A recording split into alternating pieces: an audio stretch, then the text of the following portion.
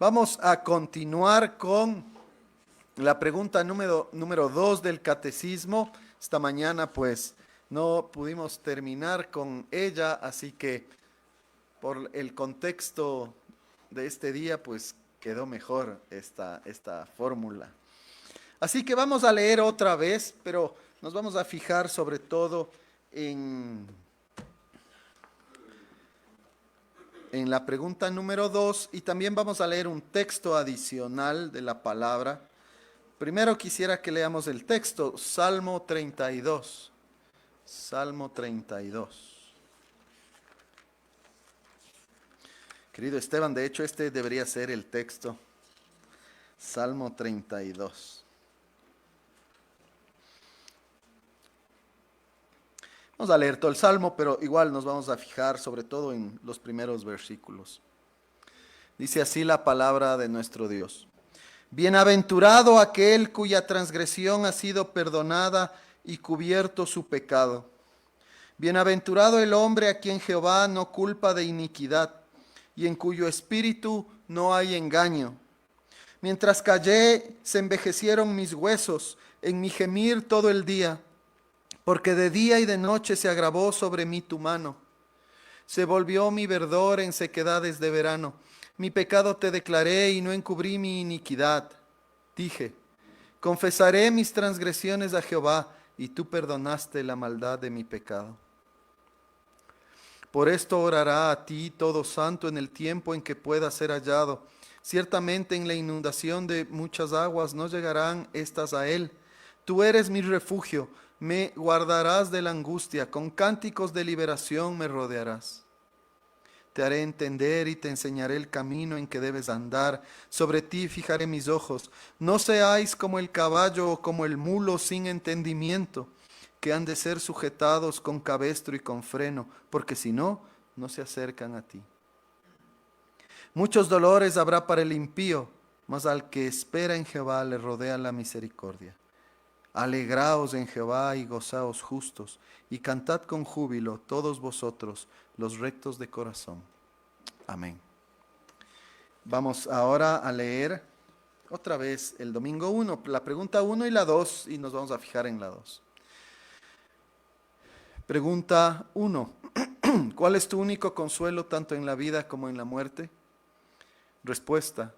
Que yo, con cuerpo y alma, tanto en la vida como en la muerte, no me pertenezco a mí mismo, sino a mi fiel Salvador Jesucristo, que me libró del poder del diablo, satisfaciendo enteramente con su preciosa sangre por todos mis pecados, y me guarda de tal manera que sin la voluntad de mi Padre Celestial, ni un solo cabello de mi cabeza puede caer. Antes es necesario que todas las cosas sirvan para mi salvación. Por eso también me asegura, por su Espíritu Santo, la vida eterna, y me hace pronto y aparejado para vivir en adelante según su santa voluntad. Pregunta 2. ¿Cuántas cosas debes saber para que gozando de esta consolación puedas vivir y morir dichosamente? Respuesta 3. La primera, ¿cuán grandes son mis pecados y miserias? La segunda, ¿de qué manera puedo ser librados de ellos? Y la tercera, la gratitud que debo a Dios por su redención. Oremos, hermanos. Amado Dios, te damos las gracias por tu palabra, te damos las gracias también por esta segunda pregunta de nuestro catecismo. Gracias, Señor, porque tenemos consuelo en Cristo y mientras nosotros unidos a Él entendemos y vivimos esta realidad, Señor, de ya no pertenecernos a nosotros mismos, sino a Él. Padre, ayúdanos a conocer de manera experiencial este consuelo para que podamos vivir esta vida dichosamente, es decir, en plena felicidad y bienaventuranza, hasta el momento en el que tú nos llames a tu presencia. En el nombre de Jesús oramos. Amén. Hermanos, esta segunda pregunta tiene que ver ahora con la felicidad. El mundo está pero obsesionado con lograr felicidad y no es un mal deseo. De hecho, nosotros queremos felicidad. El problema con la felicidad que el mundo quiere, busca, propone, es que esta es falsa. Es una felicidad que está alejada del consuelo que nosotros necesitamos y sobre el cual hablamos en la mañana. Haciendo un breve resumen, ¿qué es el consuelo? El consuelo es un alivio, alivio para las dificultades, los dolores, la aflicción. Esta es una realidad. Y como cristianos nosotros tenemos entonces consuelo, dijimos, un consuelo que es único, un consuelo que permanece para toda la vida, un consuelo que incluso es perfectamente útil para nuestro momento de enfrentar la muerte. ¿En quién? En Cristo, pero sabiendo que Cristo es nuestro Señor. El consuelo en Cristo se encuentra siempre y cuando nosotros entendamos que nosotros ya no nos pertenecemos a nosotros mismos, sino a Él. Si usted puede decir Cristo, si usted piensa y puede decir Cristo es mi consuelo, pero usted no entiende que ese consuelo se da bajo estas condiciones de que usted ya no se pertenece a sí mismo, esa puede ser realmente la causa por la cual usted no experimenta ese consuelo. Porque usted quiere a Cristo como alguien que le consuele, pero no como su rey, no como su profeta, no como su sumo sacerdote, sino usted siendo el rey, usted siendo su propio sacerdote, usted siendo su propio profeta y Jesús siendo alguien que le acompaña para cumplir con sus o mis caprichos o deleites, como dice Santiago. Ahí no hay consuelo. Peor felicidad. La segunda pregunta nos habla de la felicidad, después de que la pregunta 1 ya nos explicó qué es lo que ha hecho Cristo finalmente por nosotros y dándonos las razones por las cuales es muy buena idea ya no pertenecernos a nosotros mismos, sino entregarnos para pertenecer a Cristo solamente.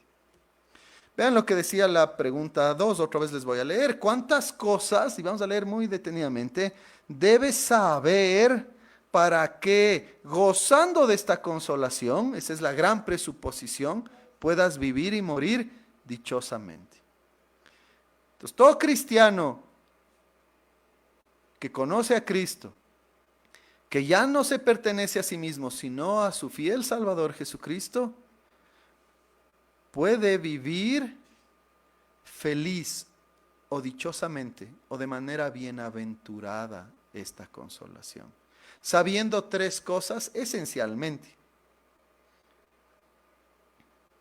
¿Cuáles son esas tres cosas? 1, saber cuán grandes son mis pecados y miserias. 2, cómo puedo ser librado de ellos. 3, la gratitud que debo a Dios por esa salvación. Son tres cosas. Tres cosas que usted tiene que saber, pero que usted no tiene que saber simplemente de forma intelectual, obviamente tiene que saber de forma intelectual, porque usted puede leerse la pregunta 2 70,000 veces, pero si es que este conocimiento intelectual, ¿no?, este conocimiento a nivel mental, digamos, ¿no?, de forma cognitiva, dirían algunas personas, si esto no se experimenta en el corazón realmente, si no se vive de corazón, es decir, incluyendo no solo la mente, sino los afectos y la voluntad, no podemos vivir este gozo felizmente. Hubo alguien entre varios que sí conoció esto de forma personal. Es el rey David, por eso leímos el Salmo 32. Por supuesto, todo creyente de una manera u otra experimenta esto. Tal vez no de maneras tan extremas o dramáticas necesariamente, pero todo cristiano experimenta esto en alguna medida. Conoce realmente esto personalmente, estas tres cosas. Y por eso puede vivir felizmente, incluso cuando siente aflicción, pero es consolado constantemente por su Señor a quien pertenece. Entonces, si usted es alguien que dice, no siento felicidad, me siento infeliz, me siento demasiado triste, sepa que estas tres cosas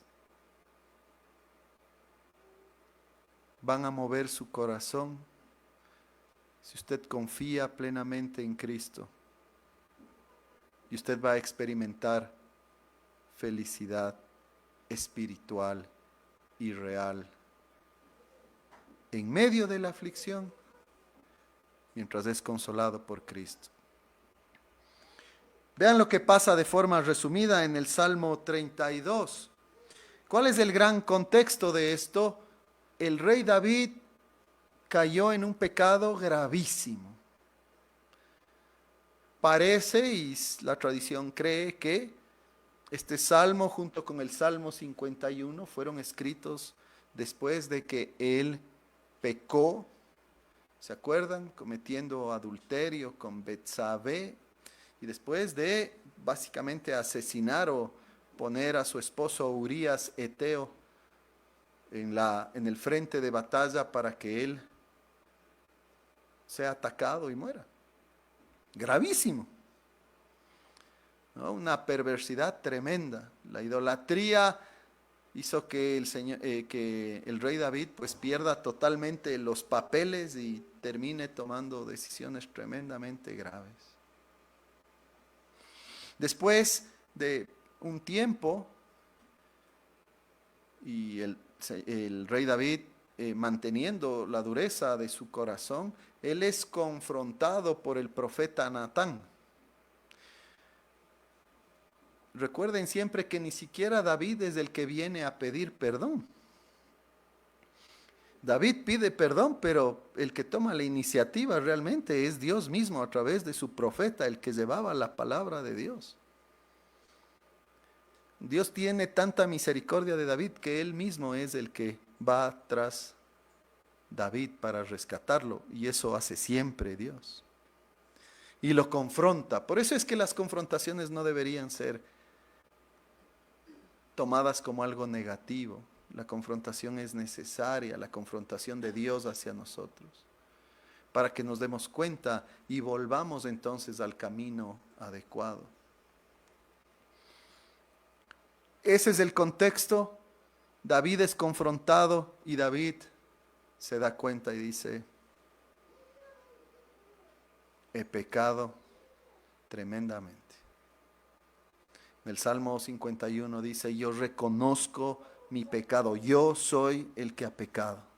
No hay excusa para esto, soy yo el único responsable. Nada de excusas, nada que Betsabé esto, nada que Urías esto, nada que por aquí, nada que por allá. Yo y solamente yo soy el responsable.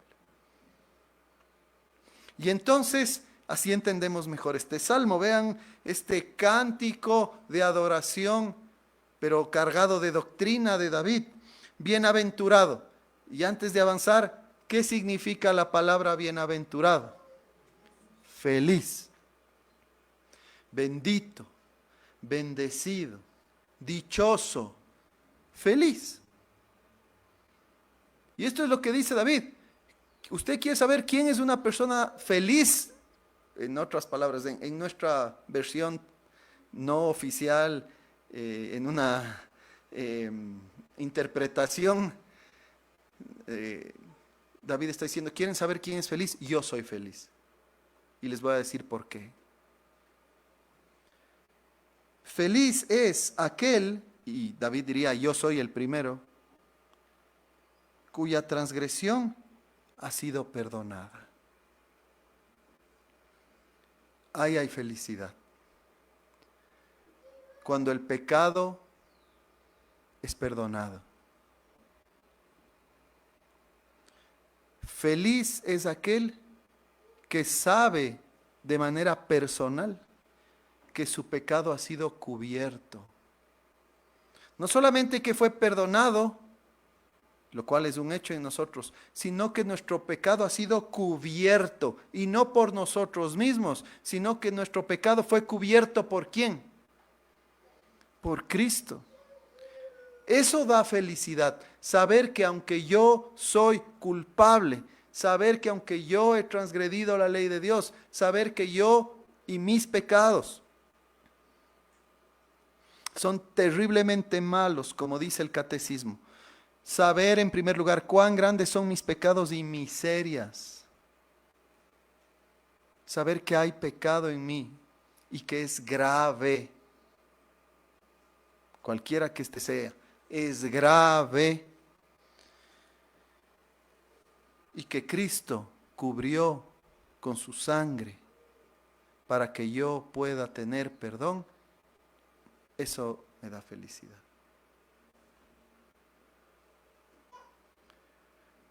Porque quiere decir que a ese Dios a quien yo ofendí, no solamente que me ha tolerado, un Dios justo, santo y perfecto, no solamente que no me destruye, que es lo que yo debería realmente experimentar, sino que Él mismo envía a su Hijo para que se encarne, sufra por mí y pague por mi pecado. Eso da verdadera felicidad. Y Dios lo hace porque me ama y porque es justo. Él paga por el pecado por amor a mí. Feliz, dice David en el versículo 2, el hombre a quien Jehová no culpa de iniquidad. Yo ya no me siento culpable, dice David. Ya no soy culpable. ¿Fui culpable? Sí fui culpable. Yo adulteré con Betsabé, yo asesiné a Urías de Eteo, pero Jehová ya no me culpa, porque tengo un Salvador que pagó por mi pecado. Ya no soy culpable. Como dice Pablo después en Romanos 5, ahora yo experimento paz con Dios, he sido justificado, paz con Dios. Como dice luego en el capítulo 8, como leímos hoy en la mañana, no hay condenación para aquel que está en Cristo Jesús. Ahí hay felicidad. Mira, hay mucha gente que no puede experimentar verdadera felicidad mientras es consolado por el hecho de que nosotros pertenecemos a Cristo, los creyentes. ¿Por qué? Porque verdaderamente no son creyentes, porque son personas que oyen mucho de Cristo, pero que no están dispuestos a decir, mis pecados y mis miserias son grandes. Si yo les pregunto a ustedes, ¿sus pecados cómo son? Ustedes deberían decir, grandes. Si usted oye una vocecita, estoy metafóricamente hablando, que dice, pero no tanto. O sea, un poco, pero no mucho. Yo sí soy más o menos bueno. Yo sí soy mejor que otros. La verdad es que mis pecados no son tan grandes. Los pecados de otros contra mí, esos sí son grandes.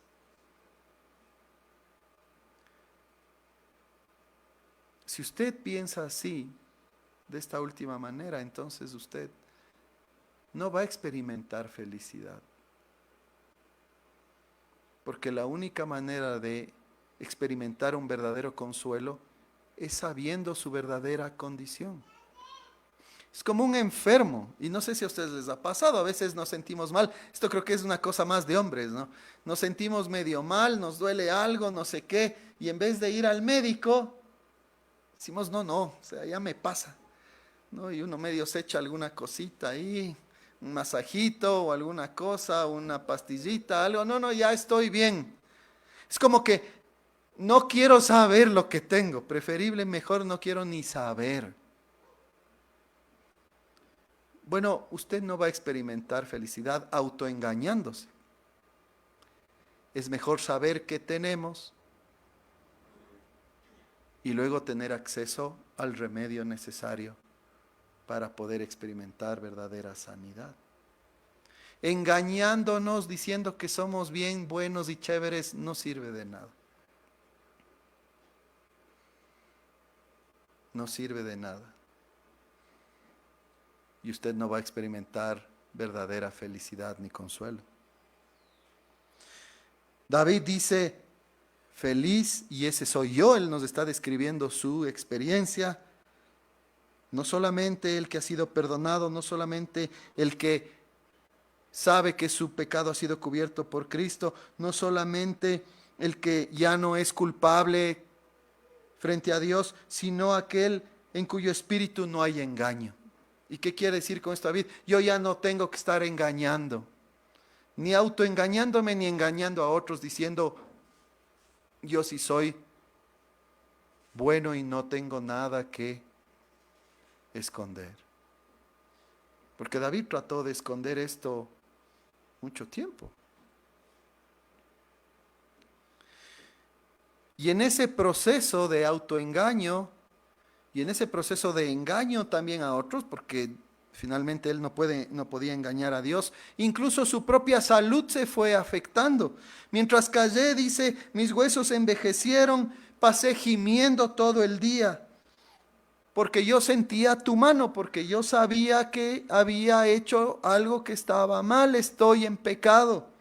Se agravó tu mano, de tal manera que mi verdor se volvió en sequedades de verano, una imagen como de, fíjense ustedes en un bosque verde, bonito, hermoso, y de repente seco, sin vida.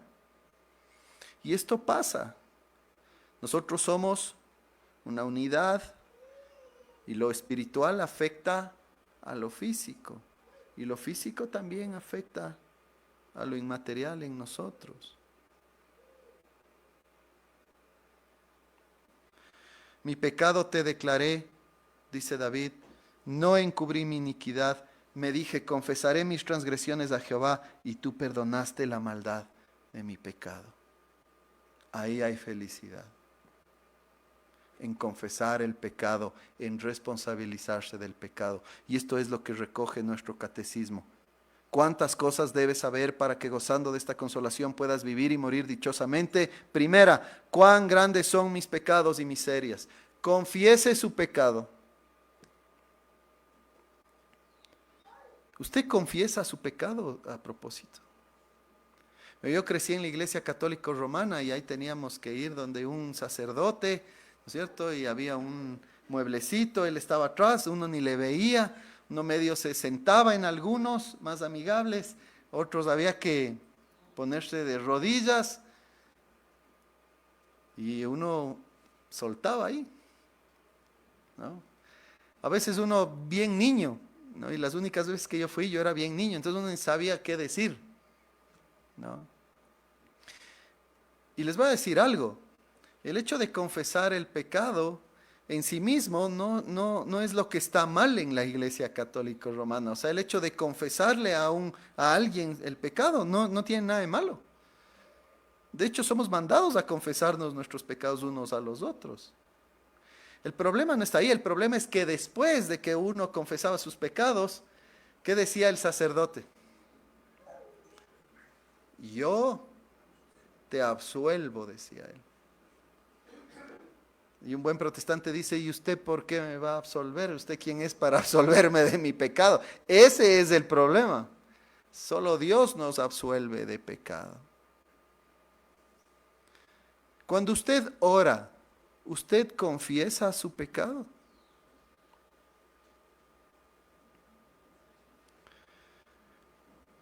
Nosotros tenemos que confesar nuestro pecado y saber que nuestro pecado es grande. Y no solamente en cantidad, sino que cada pecado, hermanos, es un acto de rebelión ante un Dios glorioso. Es infidelidad. Esta palabra, no se olviden, es rebelión en contra de nuestro Dios santísimo. Y más nosotros que hemos experimentado la gracia del Señor. Pongan atención acá, no se preocupen por los niños. Confiesen su pecado. En segundo lugar, el catecismo, queridos hermanos, entonces nos recuerda, ¿quieres felicidad mientras vives este consuelo que Cristo te ofrece, mientras tú entiendes que ya no te perteneces a ti mismo, sino a Él? Tienes que saber la manera en que puedes ser librado de ellos. Y esto también entonces David lo menciona de forma un poco más general y ya lo leí en algún sentido. Primero, David en el versículo 1 nos habla de que su pecado ha sido cubierto, no que él cubrió, no que él pagó, alguien más cubrió por él. Él mismo habla de esta confesión como un instrumento. Él mismo nos dice en el versículo 5, yo confesé lo que ya dijimos, y tú perdonaste la maldad de mi pecado. Es Dios quien perdona, pero Él perdona a través de un intermediario, a través de un intercesor, a través de un mediador, y ese mediador es Cristo. Sobre Él fueron imputados nuestros pecados, hermanos. Y esta palabra no se olviden nunca. Imputación. Suena media rara porque no hablamos así. Pero ¿qué es la imputación? No es más que simplemente colocar sobre algo o alguien, ¿no es cierto? Algo. Voy a imputar esto sobre ti. Quiere decir entonces que yo recibo eso. Y eso es lo que hizo Jesucristo. Él recibió nuestro pecado. Nuestro pecado fue imputado a Él. En otras palabras, es como que un juez diga, tú eres el culpable, sobre ti va la pena entonces. El pecado es tuyo y tú pagas. Y este es el intercambio maravilloso del que hablaban varios teólogos. ¿Cuál es ese intercambio? Que nosotros, ¿qué recibimos a cambio? Nuestro pecado sobre Él y ¿qué sobre nosotros? Su obediencia, su justicia. Por eso es que nosotros somos justificados, porque para nosotros lo que ha sucedido es que hemos recibido un récord policial limpio por la obediencia de Cristo. Limpio, justificado, perdonado. No hay nada en contra tuya. Porque Cristo tomó nuestro pecado. Sepa esto y viva esto, porque el problema que tenemos muchas veces es que no vivimos esto. Porque yo le pregunto, ¿usted sabe lo que es la imputación? Sí, yo sé lo que es la imputación. ¿Su pecado fue imputado sobre Jesús? Sí, amén, pastor, fue imputado sobre Jesús. Entonces su pecado ya fue pagado, cumplido, usted no debe... Sí. ¿Y cómo se siente? Culpable. Y entonces, otra vez, ¿sabe lo que es la imputación? Sí, sí, sí. ¿Cómo se siente? Culpable. Entonces, ¿de qué estamos hablando? De lo que estamos hablando es que usted está con mucha información aquí, pero usted no está experimentándola en su vida diaria. Y eso es lo que tenemos que hacer todos. Es parte de nuestra santificación. Entender que todo conocimiento que recibimos debe ser experimentado en el corazón. Yo este año estoy pero con el corazón a full, me van a oír esto del corazón, pero todas estas prédicas. Nuestra mente, nuestros afectos y nuestra voluntad tiene que ser afectada por esta verdad. Y entonces la próxima vez que conversemos y yo le diga, ¿y su pecado imputado sobre Cristo? Sí, amén. Pagado por Cristo en la cruz, amén. ¿Cómo se siente usted? Culpable. Pero, usted me va a decir, no importa porque eso simplemente es una emoción y yo no soy mi emoción, sino lo que Dios ha dicho. Yo tengo que vivir de acuerdo a lo que Dios ha dicho y no en primer lugar de acuerdo a lo que yo sienta. y así va a experimentar felicidad.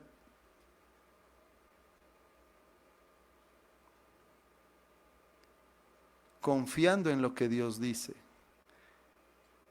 experimentando fe realmente, llevando esto que usted sabe intelectualmente a su vida.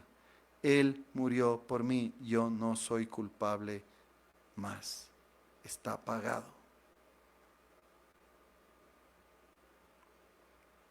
Tengo un Salvador perfecto. Hay otras personas que, por ejemplo, no de esta iglesia, de otras iglesias, pero hay otras personas que, por ejemplo, dicen,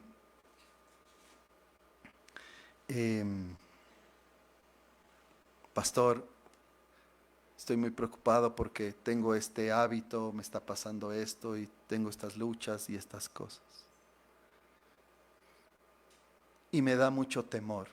Y está bien, nosotros tenemos que tener temor de Dios.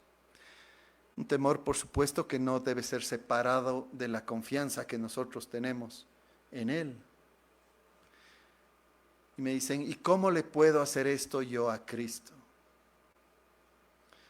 Y entiendo, pero ya se está acercando a un problemita, pero hasta ahí entiendo. ¿Y cómo le puedo hacer esto a Cristo? Bueno, es verdad, nuestros afectos y amor por Cristo nos hacen sentir que le estamos fallando y cuando le fallamos pues nos sentimos tremendamente mal. Muy bien. Pero ¿saben cuándo se vuelve un problema realmente?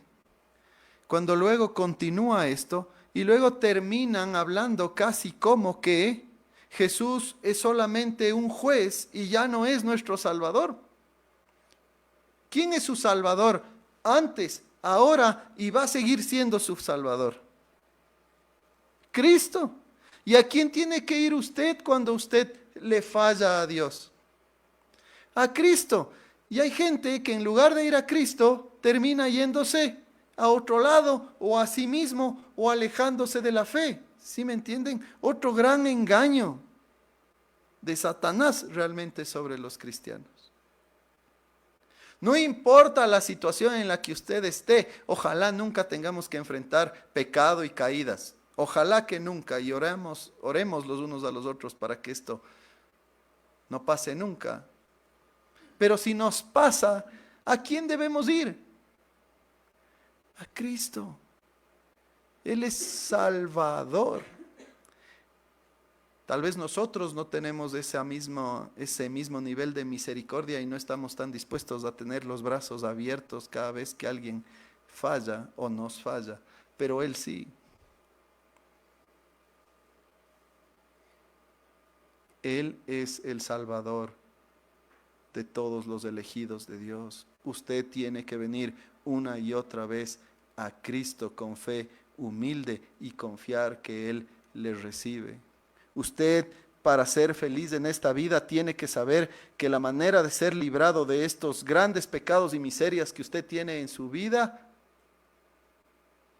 se halla solamente en Cristo. No se halló solo cuando usted se convirtió, sino hoy y mañana. Él sigue siendo su Salvador. Y a Él tenemos que ir con toda confianza, porque Él es un sumo sacerdote que sabe y conoce cuáles son las luchas que tenemos y está totalmente dispuesto para darnos la gracia necesaria, para arrepentirnos, para sostenernos, para fortalecernos y para continuar. No se bote de la carrera, no se bote de la fe por un capricho y un autoengaño. Cristo sigue siendo su Salvador siempre. Finalmente, hermanos, la tercera cosa nos dice el catecismo, la gratitud que debo a Dios por su redención. Entonces, mis pecados son grandes, mis miserias son grandes, pero tengo un Salvador glorioso, perfecto, disponible, amoroso, que siempre está dispuesto a recibirme cuando vengo con fe humilde y arrepentimiento. Pero ahí no termina la cosa, sino que yo tengo que mostrar gratitud. ¿Y cómo mostramos gratitud? Pues en el caso de David, fíjese lo que pasa en los últimos, bueno, digamos, párrafos. Primero dice entonces David, por esto orará a ti todo santo en el tiempo en que pueda ser hallado. Realmente está hablando ahí de su confesión de pecados y nos invita a que nosotros también confesemos. Él dice, tú eres mi refugio, tú eres el que me guarda de la angustia, con cánticos de liberación me rodearás, que tiene que ver con el punto 2 que estábamos hablando. Él es siempre nuestro refugio, Él es siempre quien nos guarda. Pero fíjense lo que pasa después. En este salmo es Dios el que empieza a hablar. David se calla y Dios empieza a hablar desde el versículo 8 y dice, te haré entender. Y te voy a enseñar entonces el camino que debes andar, voy a fijar mis ojos sobre ti. No voy a dejar que te comportes como un animalito, como un caballo, como una mula que no entiende y que hay que darle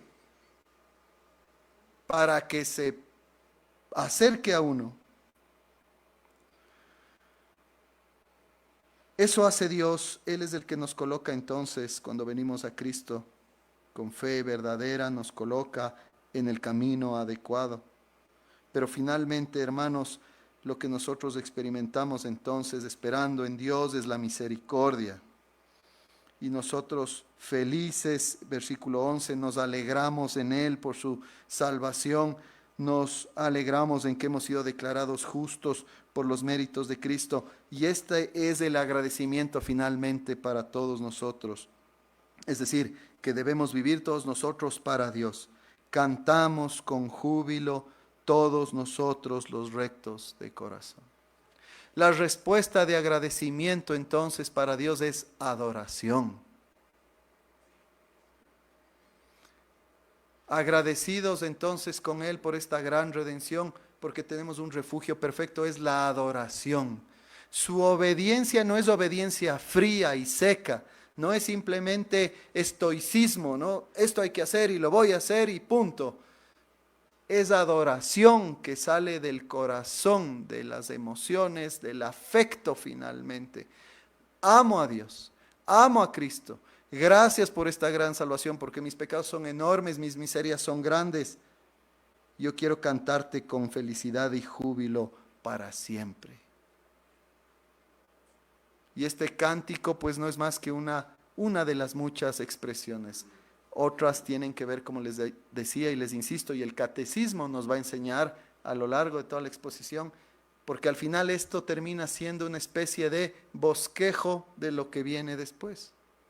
En el catecismo nos va a hablar de toda la doctrina del pecado y las miserias que esto trae, nos va a hablar de la salvación que Dios ofrece y en tercer lugar nos va a hablar de la gratitud, una gratitud que sale del corazón.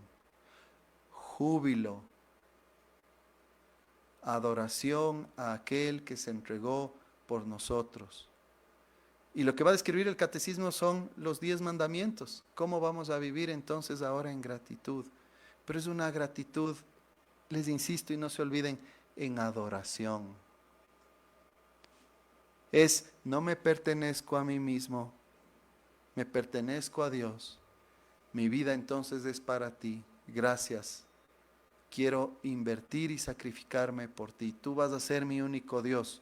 No me voy a hacer imágenes que te quiten gloria. No voy a usar tu nombre de formas irrespetuosas. Al contrario, quiero exaltar tu nombre. Voy a guardar un día y es mi mayor privilegio el estar contigo. Como por ejemplo hoy les escribía a los hermanos que iban a predicar hoy, al hermano Jan, Ronald y Jorge, porque justo vi una publicación ahí en redes sociales con respecto al día de descanso, ¿no? Y era una publicación que decía, hoy no se juega fútbol, le decía un señor a un chiquito.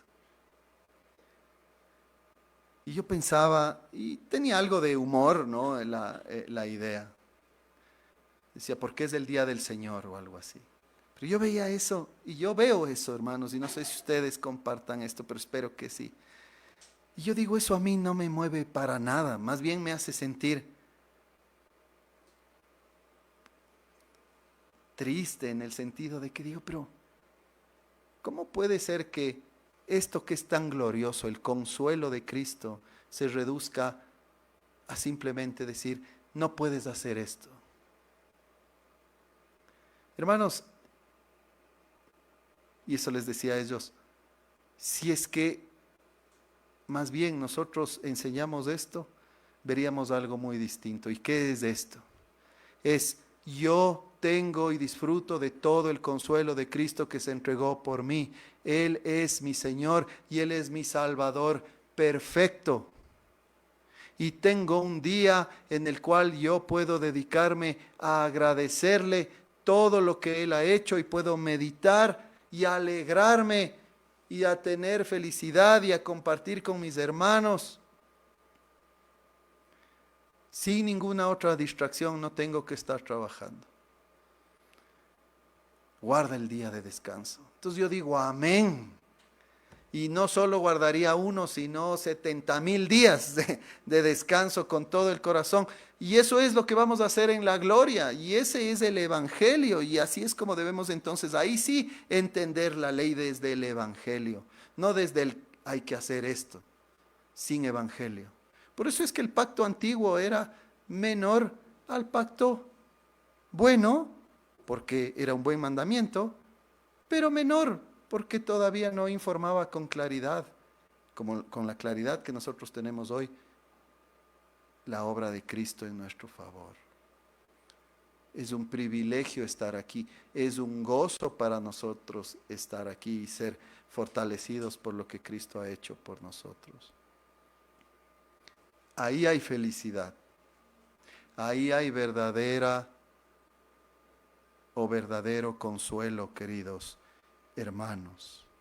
Es gratitud entonces de amor que responde al amor mucho más grande del Señor.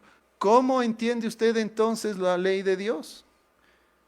¿Por qué hace las cosas que hace? Esa es finalmente la pregunta. ¿Por qué usted se sacrifica por otros? Porque hay gente que viene acá más temprano y se sacrifica para tratar de tener las cosas listas. ¿Por qué usted trata de comportarse de tal o cual manera en su lugar de trabajo, con su familia o en otros lugares? ¿Por qué viene usted hoy acá? A pesar de que el tráfico ha sido complicado y hemos tenido que hacer un montón de cosas para poder garantizar nuestra presencia hoy. ¿Por qué? Porque estamos agradecidos por esta redención tan grande. Y es una redención tan grande por Cristo y porque se demuestra porque paga por un pecado que es enorme. Y escucha esto, impagable por usted. Usted no puede pagar. La justicia de Dios requiere un pago infinitamente grande y usted no lo puede pagar. Deje de pensar que usted paga por su pecado. Si usted piensa así, lo único que está haciendo es hundirse más en la miseria que implica vivir alejado de Dios, tratando de ser nosotros todavía reyes de nuestra vida. No nos pertenecemos a nosotros mismos. Ríndase ya frente a Dios, ríndase frente a Cristo.